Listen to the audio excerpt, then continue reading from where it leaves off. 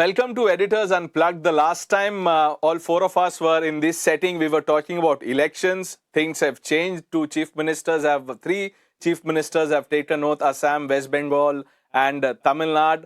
Now let's talk about economy. That's the big thing that is being spoken about. The shadow of war was still there when elections were going on, but that shadow of war has overshadowed everything else. So this is a discussion on fuel, economy and the commentary around it. The fuel prices have gone up? Well, I think this is the first tranche. This was on expected lines. I think for the last few weeks, certainly, I think even the Prime Minister, making that call first, I think in Hyderabad, then subsequently in Gujarat, that look, conserve fuel, buy less gold. So this was coming. This was on expected lines. I think the degree of the fuel hike, 3 rupees, people were expecting much more. This may not be the final one. We could see more fuel hikes in the next few days and weeks ahead. I think, it was an inevitability. I think the government had to increase the prices because for the last 2 months, the war was on, the oil marketing companies were bleeding almost 1,000 crores a day. And there's no way the government could have, compensated for that loss. So at some point, they had to increase the prices. Now, the opposition's logic is, and some would say, justifiably so, the war started 2.5 months ago. The reason why you've held off on the fuel price hike is because of politics, because of the elections. You don't want to increase the fuel prices during the elections, which is a fair point. But the government's argument is, and I spoke to Mr. Rijiju, and we'll play that out this weekend. He says, no one knew when the war started how long it will last. No one expected that it will last for 2.5 months. I mean, I can make a confession. I said this on TV in another network in the first week of the war, that Donald Trump should just declare victory and go home, because within the first 24 hours, he had achieved his objective, which was to kill Ayatollah Ali Khamenei. He toppled the supreme leader. He should have taken that win and left. But unfortunately, he didn't. I guess he was greedy. I guess he wanted more. And here we are. Zach, it's a convenient argument that the government is making. The fact is that we've known for some time now about the war has been on for what, 76 days now? Yeah, 2.5 months. 2.5 months, right? For the last 1 month, we have known that this war is going nowhere. The Strait of Hormuz remains shut, and India's energy needs, are being compromised. Obviously, we've known it for a while. Yeah, of course. So when the government says we didn't know how long this will last and therefore the hike is coming only now, that's a flawed argument. They were waiting for the elections to get over. Of course, listen, I'm not for a moment arguing that the price hike shouldn't have happened. I completely agree with you. Abhi 3 rupees bada hai. I'm fairly certain it will go up 5, 6, 7 rupees in the next 10 days. It is something that the opposition, Rahul Gandhi, is already predicting. But I agree that this price hike was required. Look at the math. I mean, every day I believe that oil marketing companies are losing 15 rupees per litre on petrol and some 60 rupees per litre on diesel. How long can they afford to absorb the shock? For 4 years, we've not had a price hike. The price hike is all okay. But if the opposition is questioning the timing, it's a legitimate questioning. No, there are a couple of things. One, as you rightly said, Trump, of course, had his victory on day one. And Trump himself said he expects it to be a 15-day war. So if Trump doesn't know how long he's going to be fighting for, then how is the rest of the world supposed to predict? So I'll cut the government. Trump didn't even know why he went to war. Correct. I mean, the objectives kept changing, whether it's a nuke, whether it's, killing of the leadership, all of that. I completely agree with you on that. And of course, I agree with you that it's all about politics. This is not the first election during which there's a compulsion to increase prices and it hasn't happened. It's happened during past regimes also. So I don't think that's surprising at all. I think we're all realists to that extent. But yes, there are questions as to when the international fuel prices really crashed some years ago, at that point of time, the benefit was not passed on to the consumer. So if that is not done, then in a moment of crisis like this, global crisis at that, then, should the government also then absorb some amount of that shock? Perhaps they will do it. Perhaps there won't be many more fuel hikes. Let's be optimistic about it. I don't know. But this is also something that the oil... stop at 3 rupees. It's not going to stop at 3 rupees. Unless the war itself stops, which at this point, it doesn't seem like. Exactly. So on the point that Madhav is talking about, that when the fuel prices had stabilized, the government did not reduce the price. And their logic was, and Dharmendra Pradhan, who was then the petroleum minister, said this in house, that we are doing this to build cushion. So when things go awry, we can, help the Aam Aadmi. Where's the cushion? So the government will be judged on that argument. So from 2022 to 2026, till about January, the oil prices had not gone up, or there was, to make it easier for the viewer who's watching this, the government gave no relief to the Aam Aadmi.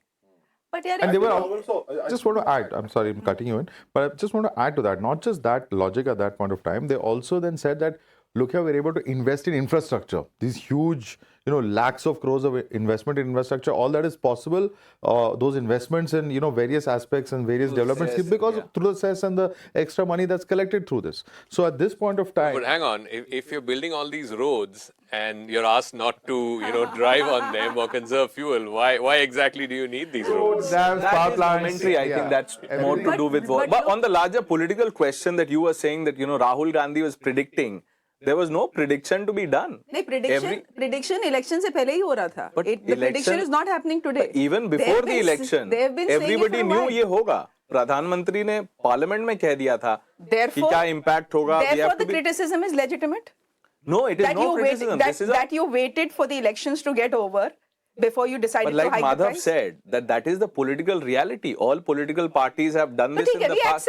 We accept that it was a political call to raise the prices of petrol and diesel only post-elections. No. We all agree to that. I have You'll have to flip that agreeing to that. Politicians are the ones who decided in any system. So I think to that extent. Not increase was to do with elections, but now the government, like Zaka said, that for how long can they sustain the pressure? I mean, crude is what? 113 per barrel? Yeah. So you don't have a choice. I mean, consistently it has been above 100. You don't have a choice. I completely agree. Yeah. My only point is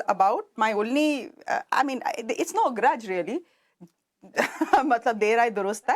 But I do believe that it was definitely time to elections. But I wonder what you guys make of the austerity measures and how many people are actually following it. On the fuel, before I come to austerity, fuel also there's one important factor that we have to remember. It's that psychologically important 100 rupee mark. The minute you cross 100, then people start talking, "Arey, ye to 3 digits mein chala gaya."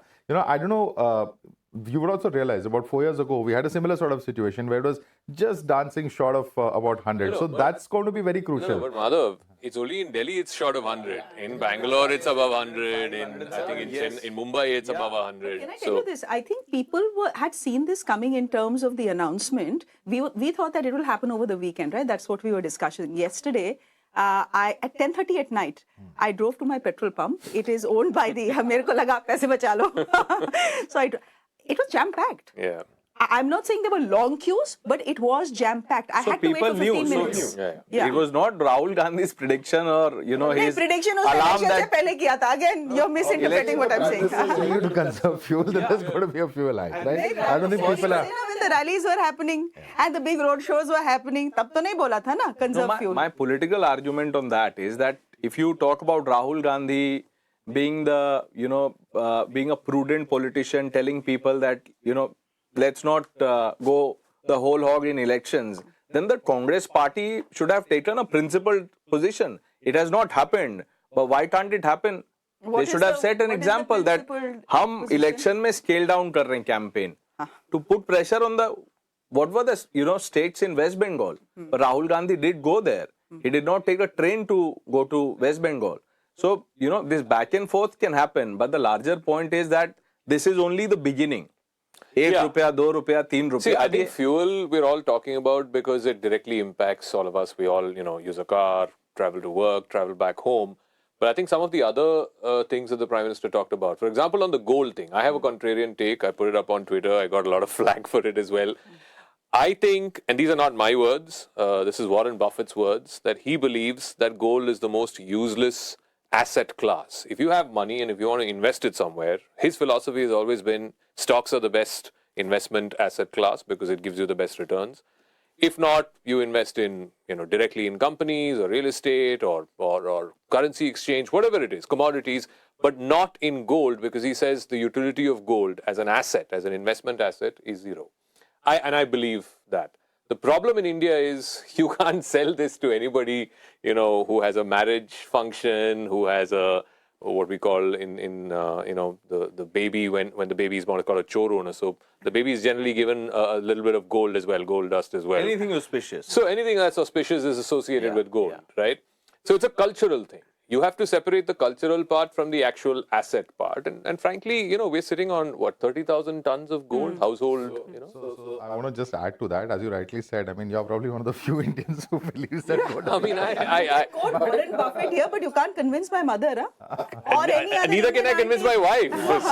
So don't worry about If I have that. extra cash, I'll still probably go and buy gold, though I don't think Yeah. I will, given the Prime Minister has said that, mat kharido. So yeah, let's also remember. Don't say it that you've bought. नहीं, no, the hypocrisy की भी सीमा होती है. Well, We are if you not can afford to hypocritical buy here. gold at this rate, then I really want to know how much you're earning. But the other thing which will touch hundreds. That is a different discussion for another day. On his question on gold and how people's habits will change and what the government's expecting.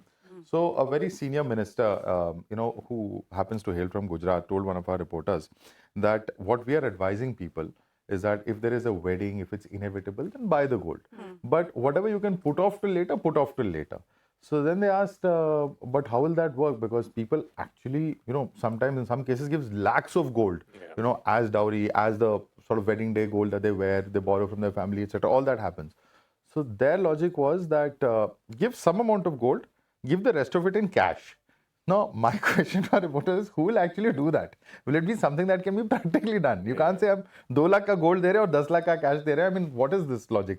Does it really work? Because these are all, associated with belief, with culture, with rituals, and changing that is the toughest part. Now, the Prime Minister has a huge amount of political capital. And if using his political capital, he can expend that and get a behavioral change done in society, I think it might not be completely improbable. We might actually see viral images of people, not wearing so much gold. On that, about the Prime Minister's appeal on austerity, I mean, the government has a problem with the word austerity. It is not really austerity in that sense. Prudence, that you save to stay safe. जैसे वो political slogan था, 8 हैं तो safe है. Here you save to stay safe. That is what the Prime Minister would have all of us believe. On that, the opposition has been saying that call for an all-party meeting, take us into confidence, and then we will echo what you are saying.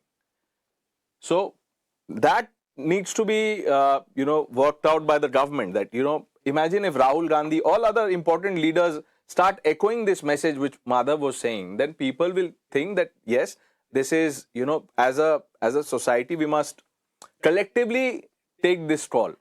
I think that Pranesh had come, when that had come when the Prime Minister first made that sudden speech in Hyderabad. It took everyone, I think all of us were a little surprised with that speech, and then 24 hours later he says pretty much the same thing. So I think the opposition was reacting to that on day one, is my own sense. So just to add to that, see, first of all, we have had all-party meetings and consultations across the political aisle whenever there's been a moment of crisis. I remember COVID, right? The Prime Minister was having virtual meetings virtually every day with chief ministers of opposition-ruled states and so on. Even when Pahalgam happened, there were all-party meetings to get the opposition on board and say that this is what has happened and this is what we intend to do, or they went ahead and did what they did. Now, the issue here is, are we at a moment of national crisis? The government has to make clear that. Is this a national crisis that we are staring down the barrel? I mean, the Delhi government has now announced work from home for 2 days. 3 days you can work, work from office. For the next 1 year, no foreign travel. I wonder how Delhi ministers, because they've just come to office, right? They've been in office barely a year. I'm sure a lot of the perks of Study office. trips and study trips and so on. For the next 1 year, no foreign travel. So it has all the makings of okay, look, we have a problem on our hands.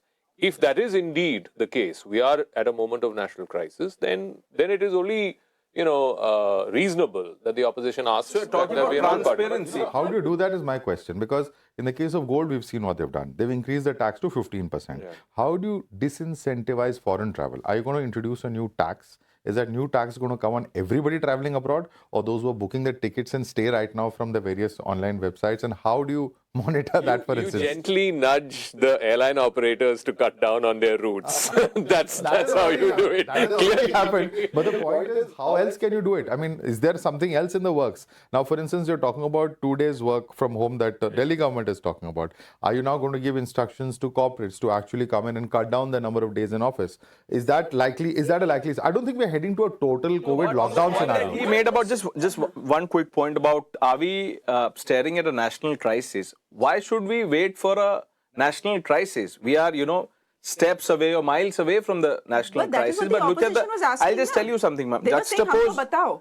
If you want us to the not use commentary our now vehicle, tell us to why." the moment of national crisis. You know, the real national crisis, COVID.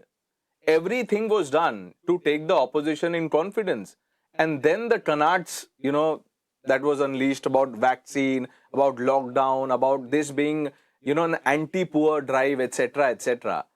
So all political parties and leaders must introspect. Hey, that is fine. But if the Prime Minister one day goes to Hyderabad and says we need to put in austerity measures, though he has not used the word austerity, and that you need to, you know, carpool and you need to stop buying gold, etc., is the opposition is absolutely legitimately right in asking, "Bhai, batao to kyun? What is the crisis at hand that you need us to do all these things?" Yeah, and the number two, I mean, it's very obvious to all of us what exactly the crisis is, but the government needs to come and spell out if we are in a if there is a national crisis, the government needs to tell us. Number two, I think what was also being called out by the opposition was the hypocrisy, na? कि अभी आप बोल रहे हैं save petrol, save diesel, don't buy gold, and then there are lamba road shows happening, and then you are not saying anything about the 70 car, 80 car, 90 car convoys that all your ministers use. Are bhai, lead from the front, na? If you're talking about austerity, no, it's the most legitimate thing to say and ask, and no one is denying I'll that appreciate question. the government for this. They kept their ears open, and they heard the feedback. They took the feedback and they Cut down on the convoys, yeah. They did cut down on the convoys. So But what the Prime Minister has done, even that is a matter of debate now. He's cut down his convoy size to just two cars. Now, many people are of the opinion that in the name of symbolism, don't, you know, I find play it very around hard with to security. believe, That's also another part of it, that the two cars, of course, part of all the VIPs convoys. But many of those, who have those VVIP protocols, there are also busloads of policemen who line up the roads to actually prevent the traffic. What about those? We don't know how many of those have actually happened. Just to I tell don't think anyone wants to compromise on the security, but and of course it is symbolic. But I want to just come back to COVID. COVID also, while in hindsight, certainly we did well, we developed our own vaccines. But there were moments when people were actually worried. For instance, there was mass migration that happened. There was a lot of panic travel that happened. There were, concerns about whether we ordered our vaccines in time, whether it could have been a little faster. So I think there were some valid concerns that opposition did raise. There were some valid questions, and we were in the midst of an unprecedented healthcare situation. We were in the midst of an unprecedented economic situation. And therefore the questions commentary has to be coherent and responsible. Yes. You can't blame the government for migration, because tomorrow if the, like Sir said, that if the government said that we are in a moment of national crisis, what do you think will happen? People will start buying gold. Yeah. They'll sell everything to buy more gold.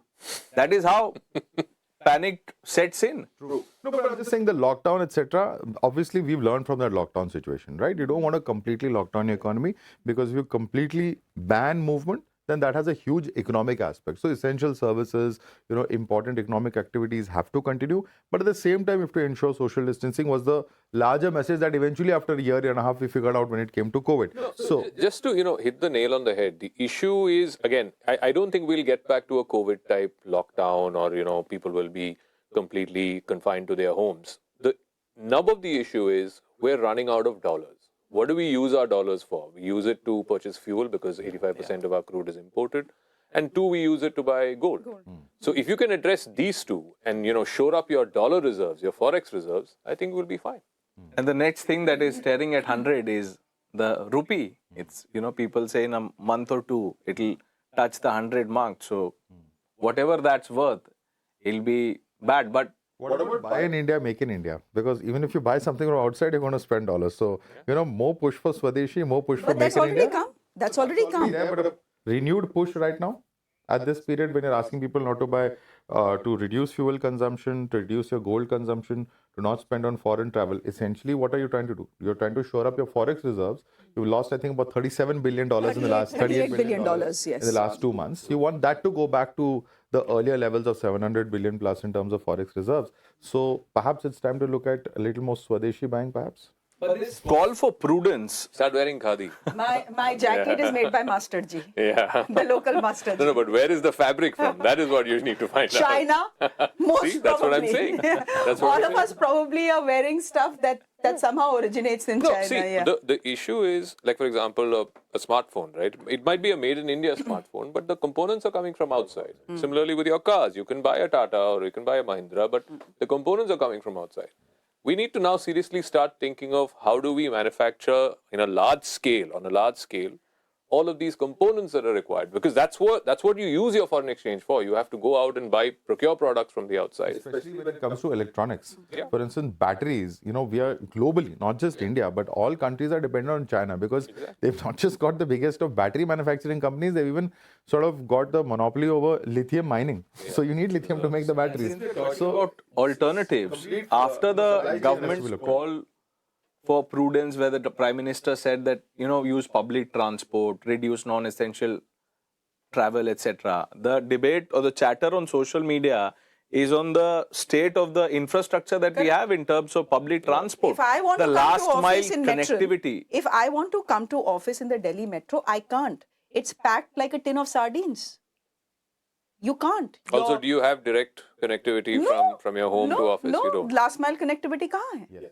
So there is, but do you see the Prime Minister's call having any degree of resonance on the ground? Yes. Have you seen people cut down? I have spoken to people. I actually did a show the other day, and I was interested because I had actually kept panelists so that people could ask their queries about all these areas. And the 7-8 callers who called in were all very strongly in support of the Prime Minister and the need for us to cut down on expenditure at this crucial time. So I was actually pleasantly surprised with the kind of I'd response. say traditionally Indians have been great savers. Huh? We don't even throw fact, the sabzi wala yeah, theli, the plastic ka theli. That's actually our DNA. So we won't have a problem with most economists actually savings. say India has a savings problem. The biggest, why did 1991 happen? Correct. Because we had to take out some of these household savings and put it back into investment.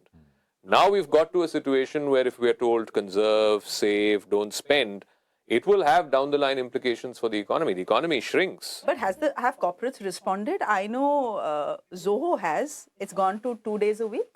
But have other corporates Eventually, responded? I think yes. And do you think the government will now need to come in and say, okay, it was an advisory, but it's no longer an advisory.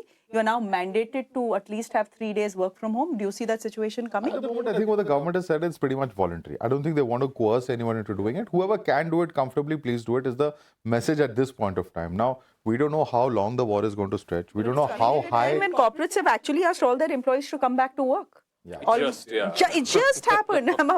Yeah. The behavioral change takes years, as COVID has shown us. Those who start working from home, getting them back to office, obviously will take a few years. So I think it depends on the situation, which is entirely fluid. It depends on just one man, Mr. Trump, and when he says that it's time for an off-ramp, it's time for the end of war. I think that's what we're all watching out for. Now, we've spoken about economy, but what will it take to end the war? Mr. Trump is in Beijing. Will Xi Jinping be... Phone call from Xi Jinping would help, I think, in ending the war. But I don't think that phone call is coming. I think the Chinese position, the Russian position is very clear that Iran did not start the war. Whoever started the war needs to end the war. So on that note, I think we're out of time. Okay, that was the discussion on economy. But, as things stand, we might do a second part of this tomorrow if something adverse happens. So fingers crossed, but I hope you enjoy the discussion. Or if the war ends. Or if the war ends. So that's that from Editors Unplugged. Thanks for watching.